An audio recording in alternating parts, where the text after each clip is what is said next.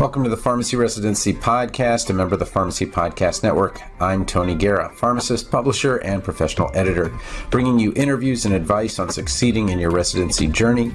You can sign up for the email list at pharmacyresidencypodcast.com to get your free LOI template or get editing help working one-on-one with me at residency.teachable.com. Let's get started with the show. Hey, welcome to the Pharmacy Residency Podcast, a member of the Pharmacy Podcast Network. I wanted to go through a bunch of Reddit posts today because there seem to be a lot of questions and misunderstanding how to apply and how to get into the residency that you want. So first things first, this is why is the number of applications for PGY1 down this year. Said my program only received 15 applications for their PGY1 or a general community hospital. And the first thing we want to do is we want to separate number of applications from number of applicants. Okay, so while the number of applicants may stay relatively stable, that is, you're probably going to lose another 500 this year. Well, no, you're going to lose a quarter of 500. So residency sounds like everybody applies for it, and that is false. You're going to say about half of students apply. And so you're going to say, okay, well, pharmacy schools are down 500 graduates this year, then about 250 fewer applicants. So it's not really a ton. But the big thing to kind of take away from this is when places have said, you have to come in person, applications are definitely going to be down for something like that. When you could just apply to all these places and interview on Zoom, it's so easy. But now definitely applications are down. Now, later I'll talk a little bit about how PGY2 applications may be up a little bit. But again, in general, it's going to be easier to get a residency this year than it was last year. Okay. What do you do if you only get one residency or, anything less than really 5 interviews, and I think that you are at risk? I have a couple of things that are free on you go to residency.teachable.com/P/interview. And I have a couple of different things, but the big thing is I have a preview on how to earn 8 residency interviews, and you can kind of match what you did or didn't do to see how that works out. Okay. Also, really understanding the interview day. I've got another preview that you can use there. But again, those 2 freebies can help you a little bit. But the real thing is that, what are the reasons that someone is not getting an interview? And more importantly, what's going to happen with not PGY2, but phase 2. Okay, so first thing is the toxic recommendation. The recommendation is really a misnomer because someone did not recommend you, or more than one. And if only one place out of 11 wants to interview you, here are the reasons that probably happened. Number 1, you have a toxic recommendation. That is, somebody said either does not recommend or just recommends rather than highly recommends. Second, you applied to too many out-of-state and out-of-region residencies. So in general, 1/2 of all residencies will go to students who are in-state or in-region. That is, applying from the Midwest to the Midwest, applying from the Deep South to the Deep South. And this is more about their experience with them. This isn't applying to pharmacy school. Your graduating class, if you were in the graduating class this year, got accepted at 82%, right? And people will get accepted to residency at 82%. So it's almost the exact same. But that doesn't mean that you're going to get accepted to individual interviews at 82%. So it's a very different thing. So when we look at, kind of where you applied, as you're looking at those phase 2s, really start where your state is and then, work your way out. Bad College of Pharmacy, if they've had a bad experience with other students there, you say, well, that's not me. It's not fair to me. Well, they're just, you know, they've worked with people from that school. People from that school are just, they accepted too many people, 100%, acceptance rates, whatever it is. And they just said, we're just not really interested in doing that, because we're going to get applicants from these other schools, and these other schools we've had good experiences with. So it's just a matter of making sure that you apply to places that your classmates in the year before got residencies, because they're sold on you already.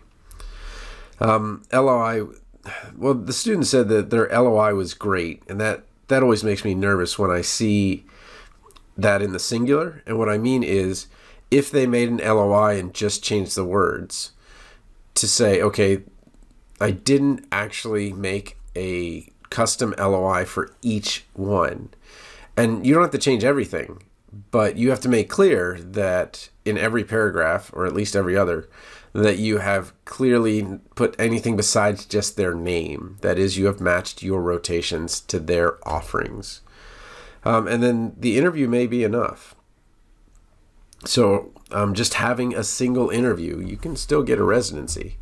But with so few, you really should start applying to jobs for two reasons. One, so you have a job. But two, when you have a job, your confidence is much higher.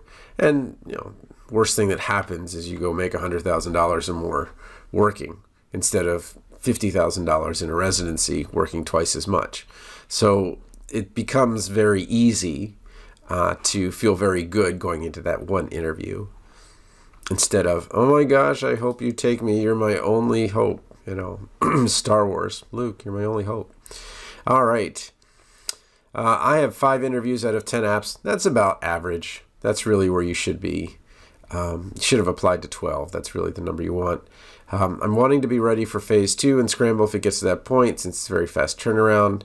How does it work, and what will I need for it? And can I use my letters of rec? You can reuse everything. This person got 5 interviews, so it would be reasonable for them to reuse, because they know that their current materials got them interviews. The person before that, the one that got 1 interview for 11 applications, if they applied in-state, in-region, they definitely would want to figure out which one was the toxic recommendation. If they applied out of state, out of region, they could probably reuse them, because it's just that they weren't familiar. We're going to get to a person who's worried about getting getting in trouble because they said, you're my number one choice. But to be honest, most residencies already have some people that they're thinking about and are hoping that they applied.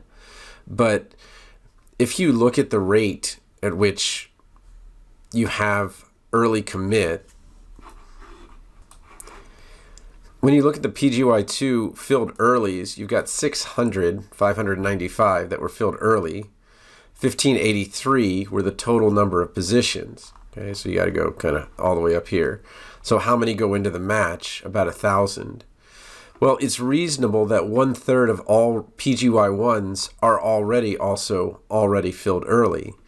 They're just not allowed to actually extend the invitation to the person. And you say, well, that's unfair. It's like, well, you're hiring for a job. You're not accepting someone to a pharmacy school. They're paying you. You're not paying them. So they want somebody who they know is going to be a good fit. And the easiest way to do that is to work with somebody you've already worked with. And, a half day or whole day interview is no competition for somebody who's spent 5-6 weeks there. Or even maybe they've done 2 or 3 rotations there. So I would say that only 1/3 of the programs that you applied to, 2/3 of the programs that you apply to, you actually have a chance, unless you are that person who they're like, hey, you should apply. We'd really like you to apply. Wink, wink, So let's kind of go back to this guy. Can someone give phase 2 and scramble details? Well, I got 5 interviews out of 10 apps, and the other 5 that they didn't get, maybe 1 or 2 was just really not a fit. But the other ones are like, well, we already got somebody really, and you're just not going to fit, what it is, or it's actually a gift to get a rejection from a place that's already going to have somebody. Hospital, pharmacy-related podcasts, critical care, emergency medicine. That's Pharmacy Joe. That's a really great podcast for critical care. They've got a bunch of good stuff there. We don't need to keep that up. Questions to ask. What are some good questions to ask preceptors, RPDs, and residents? And I feel like that some seem uninterested when I ask broad questions. And it helps me to understand the program better, especially if it's a Zoom interview. I feel like I bombed my interview because the preceptors seemed bored and uninterested in getting to know me. Getting better, but it's still not working. So good questions are ones that really stop thinking about interview. Start thinking about, if you're a person, would you want somebody to ask broad questions, or would you like someone to ask very specific questions about you? So when you come prepared, don't have a list of questions to ask all residencies.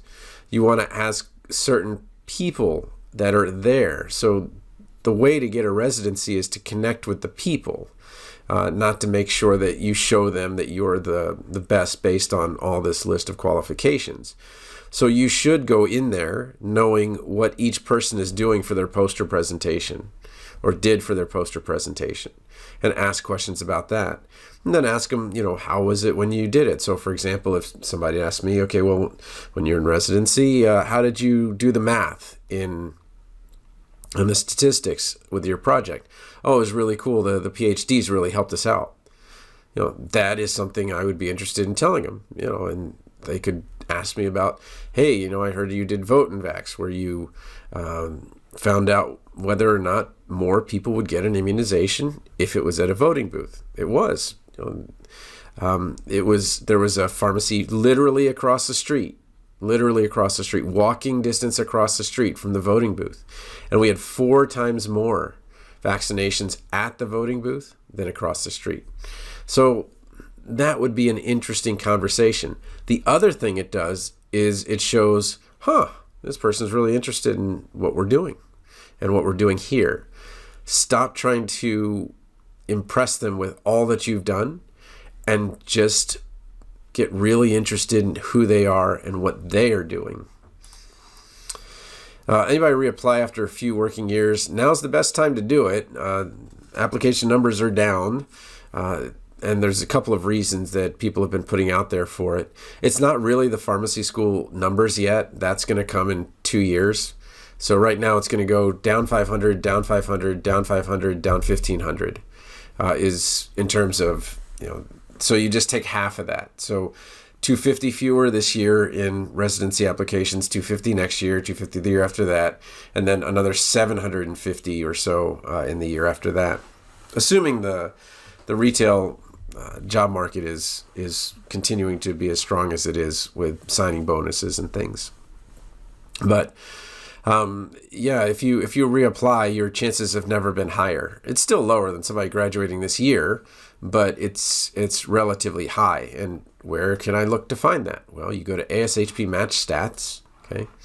And when you look at the summary, okay, that's not it. When you look at the applicant summary, okay, they have this thing down here at the bottom where it says, PGY1 applicants pre-2022, okay? And this is phase, why is it, I don't want phase 2, I just want phase 1. Okay, phase 1 should be applicants, here we go. All right, let me pause here. Yeah, this was it. All right, so we go down to the bottom here, and you see that match results by year of graduation. So 2022 graduates, okay? So 3,526 matched, 1,313 did not. So to figure out the percentage, you just put the number of unmatched, okay, or the matched over the total. So 3526 over 4839. That's 72%. If you put the 162 over 289, it actually ends up being like around 52, 53%. So yes, your chances are higher if you graduated this year, but they continue to go up. So I'm expecting an 80% match rate this year for this year's graduates, and I'm expecting a 60% match rate for those that are graduating in a year before that. But notice how few people there really are. Like very, very few people will go and try to apply for residency after they've already graduated. It's just so hard after you make so much money. In-person presentation questions. So just be careful, especially with the VAs. You cannot put anything in a VA computer. It will not work. So, whether it's Google Drive, Box, those types of things. But another idea is also to bring printed presentations. So make sure you have a printed copy. So if everything works horribly wrong and you can't get the electronic presentation up, then go ahead and try to print them out if you're going in person. Can you use the same letters of recommendation for phase 2? Yes, you can. Do you want to? I talked about this earlier, but if you got a lot of interviews, but you didn't get a residency, then yes, you should use them again because you're going to get a lot of interviews. And it was just that it didn't fit, the rankings didn't work out, they just picked other people, whatever it is. If you got one or two, anything really less than 50%, I think, you would really want to take a look and see, is there a letter of recommendation that might not be the best, and can I upgrade that? So that's going to be the big thing. When I talk about phase 2, the most important question is that you have to answer at the very beginning of your letter of intent is, why did you get rejected? And I think Key Gales, if you want to look up that interview on pharmacy.libsyn.com, that was the best one, where he said to some extent that he just didn't interview well because he was applying for ambulatory and acute at the same time, and it just wasn't working. Like he just had to choose, and he just never chose. And so that not knowing if I should be acute care or ambulatory really came out in the interview as, well, it sounds like you're not really sure. And if you're not really sure about what you want to do, we're not really sure if we're the place for you. As soon as he was sure what he wanted to do, Indiana, very good program. That's a medical center. Took him no problem. He was the PICOA champion, got the highest PICOA score in his class. So he was a good candidate. You just can't be wishy-washy with this stuff. How often, for what reasons, do programs DNR candidates? I'll save you the trouble of reading it. It's basically if you're a jerk. Whether you're a jerk to your fellow people, whether you're a jerk to them, whether you say something inappropriate, or you just someone they would never want to work with. That's why you get DNR'd. And DNRs do not rank. But really, very few, 90% of all people that interview are going to get ranked. And I'm going to tell you, there are a lot of programs that are going to get their last choice this year. And that's going to be something that they can look at for next year. And you're going to see that programs will continue to improve how they talk about themselves, the quality of life there, and those types of things. Because it's going to be rejection season for residencies in March. I assure you of this. And they're going to be really surprised at how low it's going to go. I'll show you where it's gone, and it's kind of a shocking. So when you look at this is the program stats for phase 1. This is what I'm looking at down here at the bottom, the overall average. So this ratio is the number of the worst candidate you got. So to get a ratio of 2, you would, if you have 8 open positions, you have gone down to your 16th candidate and divided it by the 8 positions. So an average of 2.6 means that on average, the very last one, the average program had to go down to their 20th choice. Okay, 20 over 8 makes 2.5, so maybe actually a little bit higher. So most programs went down to their 21st choice if they had 8 openings. Okay, so if they had 4 openings, right, they went to their 10th or 11th choice. Okay, when you go down and see what they had. Now, this is 2018, this is 5 years ago, it's ancient history. Now we see that they have to go down to their, and it's 3.1 is the average, so we'll make this a lot bigger so you can see it, those of you that are looking on a phone. So if you look at 3.1, that means that if you have 8 openings, you had to probably go to your 25th choice. So if you only have 4, right, you had to go to your 13th choice. Now imagine being a program and you have to go so far down your list to your 13th or 14th choice, and this number will go up again, and they're not going to get the people that they want the most. Now the thing is it doesn't tell you, is this like, did they get their number 1, number 2, number like 1 through 7, and then have one bad apple?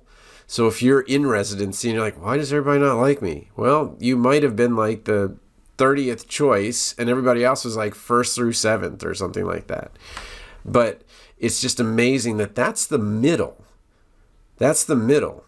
Fully half of the programs will have choices that are much higher. So when you go to that 4 and higher, and we're talking about 400 programs that had 4 and higher, when you get that ratio, that means that if you had 8 openings, they went to their 32nd choice. Or if you have 4 openings, they went to their 16th choice. So they don't get anywhere near what you get. When you look at what students get or applicants, you're nowhere near dealing with any kind of ranking like that. Applicants, 2,000 of them, right, in PGY1 out of 3688, 60% got their first choice, right? That is huge. That is not how it works on the residency side at all. When you go down and you go all the way down to 3rd, 91% of applicants will get their 1st, 2nd, or 3rd choice. So you are in completely different land than those poor residencies that are getting, choices that are much lower. The other thing is that the quality of applicants will continue to go down as we continue to have this raise in the applicants. So the percentage of pharmacy school applicants accepted, this graduating class was 82, then it goes to like 83, then like 84, then like 86, and then they cut it back some, back to around 84, 85. So residencies are going to be in a pickle. It is really a buyer's market. So if you are a good candidate, you're going to get a very nice residency if you did things right. Let's see. So DNR, again, I already kind of talked about that. And then PGY2 vent.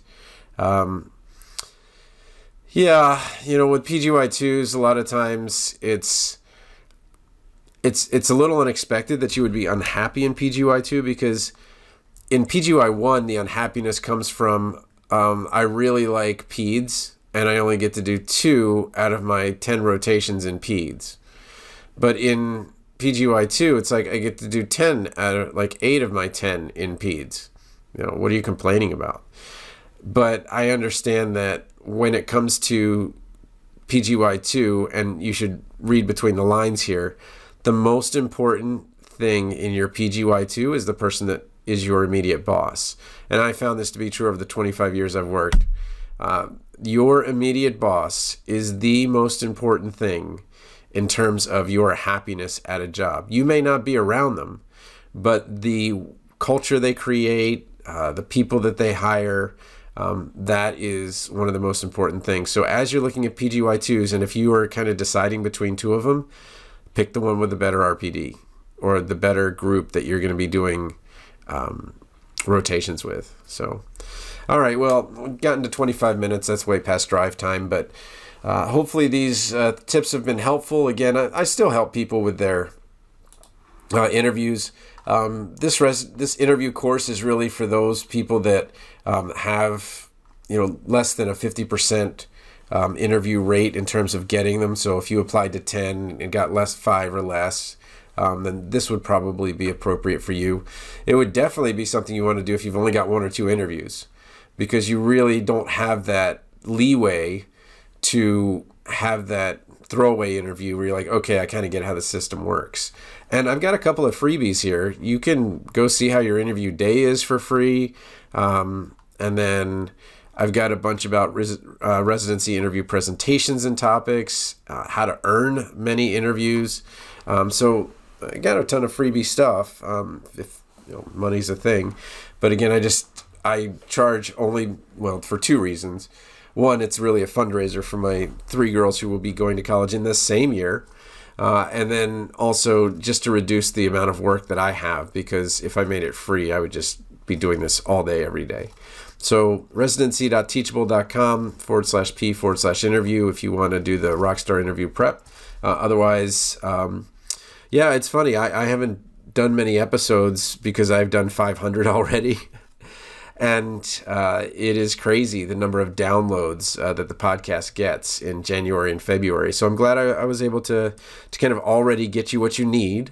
But if there's anything that you need in terms of an episode or advice, TonyThePharmacist@gmail.com. To the Pharmacy Residency Podcast, a member of the Pharmacy Podcast Network. You might also like to check out our available residency audiobooks at pharmacyresidencypodcast.com/books, where you can get your first book free if you've never been on Audible before, or work one-on-one with me as a professional editor at residency.teachable.com. Feel free to send an invite to connect with me, Tony PharmD, on LinkedIn, or email me at TonyThePharmacist@gmail.com with questions. Music was by Policy.